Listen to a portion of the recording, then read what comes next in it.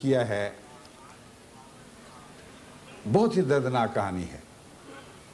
کہتے تھے ایک حکمران کے بعد دوسرے کو کہتے رہے کہ یہ کرو تو جنت نشان بن ملک ہو جائے گا، یہ کرو گے تو ملک جنت نشان بن جائے گا، اور ہماری خاطر یہ کام کر دو تو جو کہو گے تمہاری مرادیں پوری کریں گے، ہماری دعائیں تمہارے حق میں قبول ہوں گی، جو مانگو گے مانگو لیکن ہماری خاطر یہ کر دو۔ اس پر مجھے وہ قصہ یاد آ گیا کہ ایک شخص بیچارہ غریب سا جا رہا تھا کہیں، اس کو 1 روپے کا نوٹ گرا ہوا مل گیا۔ اس نے نوٹ اٹھایا اور بڑے تعجب سے اور محبت سے اس کو دیکھ رہا تھا کہ ایک فقیر پاس سے گزرا، اس نے اچانک آواز دی کہ ہے کوئی جو راہ خدا میں 1 روپیہ دے دے۔ تو اس بیچارے نے بے خیالی میں اچانک وہ روپیہ اس فقیر کو دے دیا۔ فقیر بڑا خوش ہوا، اس نے کہا مانگ کیا مانگتا ہے؟ اس نے کہا میرا روپیہ واپس کر دے، اور کچھ نہیں چاہیے، میرا روپیہ واپس کر دو، بس کافی ہے۔ میں ان بدبخت ملاؤں سے کہتا ہوں خدا کے لیے ہمارا ملک واپس کر دو، خدا کے لیے ہمارا ملک واپس کر دو، کیونکہ ہلاکت کے آخری کنارے تک پہنچ چکا ہے۔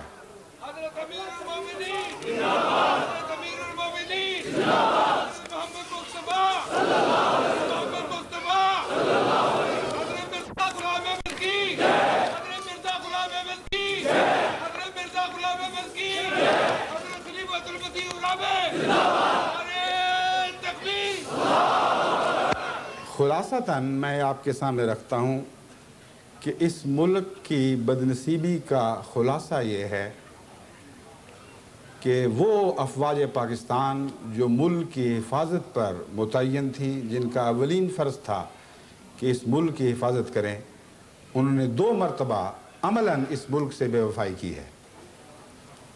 اول ٹیریٹوریل یعنی زمینی حفاظت میں اس وقت ناکام رہے جب آدھا ملک ان سے ٹوٹ کر الگ ہو گیا۔ کیوں الگ ہوا اس کی تفاصیل میں نہیں جانے چاہتا، لیکن پاکستانی فوج جس کے سپرد تھا کہ اپنے ملک کی ٹیریٹوریل حفاظت کریں، وہ بہرحال اس میں ناکام رہے۔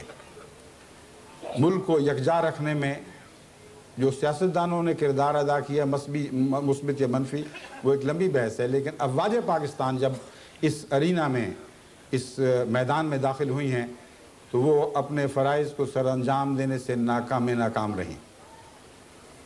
اس وقت اس کے بعد جو نفسیاتی لحاظ سے وہ احساس کمتری میں مبتلا ہوئے، ان کو شفا بخشنے کی کوشش میں جنرل ضیاء الحق صاحب نے ایک نیا فارمولہ پیش کیا، اور وہ فارمولہ یہ تھا کہ دراصل افواج پاکستان ملک کی نظریاتی حفاظت پر متعین ہے۔ گویا کہ زمین ہاتھ سے جاتی رہے تو کوئی پرواہ نہیں، لیکن ملک کے نظریے کی حفاظت ہمارا کام ہے۔ ملک کا نظریہ 2 باتوں کے گرد گھومتا تھا، ایک اسلامی اخلاق اور اسلامی کردار، اور اسلامی انصاف، اسلامی مساوات۔ یہ ساری وہ باتیں ہیں جو قائد اعظم نے اپنے پاکستان کے تصور میں بار بار قوم کے سامنے رکھی تھی۔ اور دوسرا، قائد اعظم کا پاکستان تھا جس کی بنا خالصتاً قومی محبت پر تھی اور کسی مذہبی تفریق پر نہیں تھی۔ چنانچہ بدنصیبی سے آج یہ حال ہے کہ دینی لحاظ سے جو حال ہو چکا ہے وہ آپ نے دیکھ لیا ہے، اسلام کا اس ملک میں کیا بنا اور اس کی کیسے حفاظت کی گئی، یہ کھلی ہوئی دردناک اور شرمناک کہانی ہے۔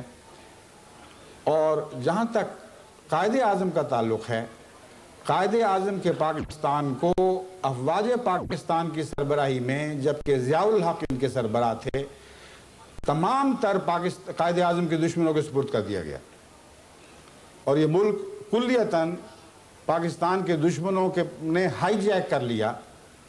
اس وقت کے پاکستانی افواج کے سربراہ کی سرپرستی میں، تو دونوں جگہ ناکام رہے۔ ابھی وقت ہے، ابھی آخری بات نہیں ہوئی، ابھی وقت ہے کہ ان حالات کا ٹھنڈے دل سے تجزیہ کیا جائے۔ افواج پاکستان سے ہمیں دلی محبت ہے بطور پاکستانی کے، اور ہم جانتے ہیں کہ جوانان پاکستان واقعتاً ملک کے لیے ہر قربانی کے لیے تیار ہے، لیکن ان کے سربراہوں کو میں نصیحت کرتا ہوں کہ جو ظلم ماضی میں ہو چکے، جو بے وفائیاں تم سے سرزد ہوئیں مجبوراً طون یا کرہن، اب وقت ہے کہ ان کا ازالہ کرو، کیونکہ اب یہ بات عام سیاست کی حدود سے تجاوز کر چکی ہے۔ جب تک سیاستدان کو یہ معلوم نہ ہو کہ افواج پاکستان ان تمام خرابیوں کا ازالہ کرنے کا تہیہ کر چکی ہیں، اس وقت تک سیاستدان میں یہ جرأت ہی نہیں ہے کہ وہ کسی غلط فیصلے کو درست کر دے یا کسی ظلم کی اصلاح کرے اور اسے انصاف اور عدل میں تبدیل کر سکے۔ اس لیے جب تک یہ واقعہ نہ ہو کہ اوپر کی سطح پر سوچ صحت مند رستہ اختیار نہ کرے، جب تک یہ واقعہ نہ ہو کہ ٹھنڈے دل سے گزشتہ تاریخ کا جائزہ لے کر یہ معلوم کریں کہ کہاں سے چلے تھے، کہاں جا پہنچے ہیں، اس وقت تک اس ملک کی بقا کی کوئی ضمانت نہیں دی جا سکتی۔ حالات دن بدن بد سے بدتر ہوتے چلے جا رہے ہیں۔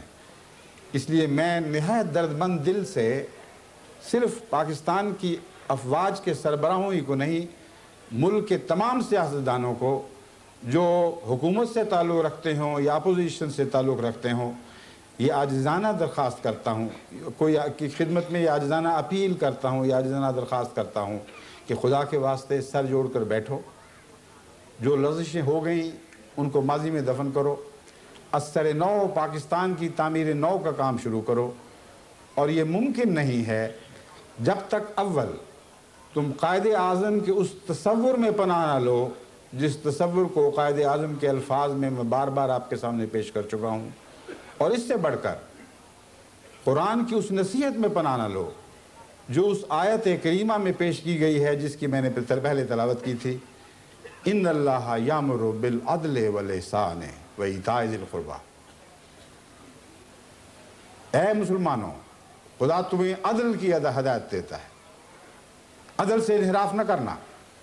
اگر عدل کرو گے تو احسان قائم رہے گا، اگر عدل نہیں کرو گے تو احسان قائم نہیں ہو سکتا۔ ہر وہ سوسائٹی جو عدل سے آ رہی ہے اس پر ناممکن ہے کہ احسان کا بالا خانہ تعمیر ہو سکے۔ پھر فرمایا احسان پر ہی نہ رکو، اس سے آگے قدم بڑھاؤ اور ایتاء ذی القربی کے عظیم الشان محل تعمیر کرو، خلق کو اس مقام تک پہنچا دو جس پر حضرت صلی اللہ علیہ وآلہ وسلم کا قدم تھا، جو مکارم الاخلاق پر فائز فرمائے گئے تھے۔ عدل پر بنا ڈالو، پھر احسان کی عمارت تعمیر کرو، پھر اس پر ایک اور عمارت ایتاء ذی القربی کی تعمیر کرو۔ اسی میں قوموں کی نجات ہے، اسی میں ان کی بقا ہے، اسی میں ان کی عظمتیں ہیں۔ تمام قومی ترقی کا راز ان تین نصیحتوں میں پیش کر دیا گیا ہے۔ پھر فرمایا اگر تم ایسا نہیں کرو گے تو مقابل پر جس خبیث زندگی کا تمہیں سامنا کرنا پڑے گا وہ یہ ہے کہ تمہارے ہاں فحشاء پھیلیں گی، تمہارے ہاں منکر جنم لے گا اور گلیوں میں کھیلے گا، اور پھر بغاوت پیدا ہوگی، اور وہ بغاوت قوم کے مفاد سے بھی بغاوت ہوگی اور خدا کے احکامات سے بھی بغاوت ہوگی۔ جو حال آپ سن چکے ہیں، کیا آج واقعتاً قرآن کریم کا یہ انذار پوری طرح پاکستان پر صادر ہوتا ہے یا نہیں ہوتا؟ یقیناً پوری تفصیل کے ساتھ پاکستان کی دردناک کہانی کا یہ خلاصہ ہے جو ایک آیت کریمہ میں پیش فرما دیا گیا ہے۔ کون اس کا ذمہ دار ہے؟ ہم کہتے ہیں ملا ہے، بعض لوگ کہتے ہیں نہیں صرف سیاستدان ہے۔ حضرت اقدس محمد رسول اللہ صلی اللہ علیہ وآلہ وسلم سے کیوں نہ پوچھ کر دیکھیں کہ آپ تو قیامت تک کے رسول ہیں، قیامت تک کی خبریں اور اہم خبریں آپ کو بتا دی گئیں، پس جب حضرت اقدس محمد رسول اللہ کی طرف رجوع کرتے ہیں تو یہ جواب ملتا ہے۔ مشکات باب کتاب العلم الفصل الثالث اور کنز الاموال میں یہ حدیث درج ہے۔ حضرت علی رضی اللہ تعالیٰ عنہ بیان کرتے ہیں کہ حضرت صلی اللہ علیہ وسلم نے فرمایا کہ قریب ہے کہ ایسا زمانہ آئے کہ نام کے سوا اسلام کا کچھ باقی نہ رہے گا، الفاظ کے سوا قرآن کا کچھ باقی نہ رہے گا۔ اس زمانہ کے لوگوں کی مسجدیں بظاہر آباد ہوں گی لیکن ہدایت سے خالی ہوں گی۔ ان کے علماء آسمان کے نیچے بسنے والی بدترین مخلوق ہوں گے، ان میں سے ہی فتنے اٹھیں گے اور ان میں ہی لوٹ جائیں گے، یعنی تمام خرابیوں کا وہی سرچشمہ ہوں گے۔ پھر کنز الاموال میں ایک اور حدیث میں یہ الفاظ درج ہیں، تکون فی امتی فضات فیسیر الناس الی علمائہم فاذا ہم قردۃ و خنازیر۔ فرمایا قوم میں فتنے اختلافات پیدا ہوں گے، جھگڑے ہوں گے، لوگ ان جھگڑوں کے حل معلوم کرنے کے لیے اپنے علماء کی طرف رجوع کریں گے تو کیا دیکھیں گے کہ وہاں سور اور بندر ہیں۔ اب یہ الفاظ اتنے سخت ہیں کہ کوئی احمدی تو سوال ہی نہیں پیدا ہوتا کسی کے متعلق ایسے الفاظ استعمال کرے، لیکن امت کا مالک، یعنی خدا نے جس کو امت کا مالک بنایا ہے، اصل مالک تو خدا ہی ہے، وہ آئندہ زمانے کے اپنی امت میں پیدا ہونے والے علماء کے متعلق یہ الفاظ بیان کرتا ہے۔ وہ مالک ہے جو اصدق الصادقین ہے، جس کے قول کا ایک ایک ذرہ سچ پر مبنی ہے، جس کا قدم ہمیشہ صدق پر قائم رہا، اور ناممکن تھا کہ وہ علماء تو درکنار ایک عام آدمی کے متعلق بھی ایسی سخت بات کہتا اگر اللہ تعالیٰ نے اسے خبر نہ دی ہوتی۔ بس یہ خدا تعالیٰ کی طرف سے ایک انذاری پیشگوئی تھی جو حضرت محمد مصطفیٰ صلی اللہ علیہ وآلہ وسلم نے ہم تک پہنچا کر ابلاغ کا حق ادا کر دیا۔ حضرت صلی اللہ علیہ وسلم نے ایک اور موقع پر فرمایا،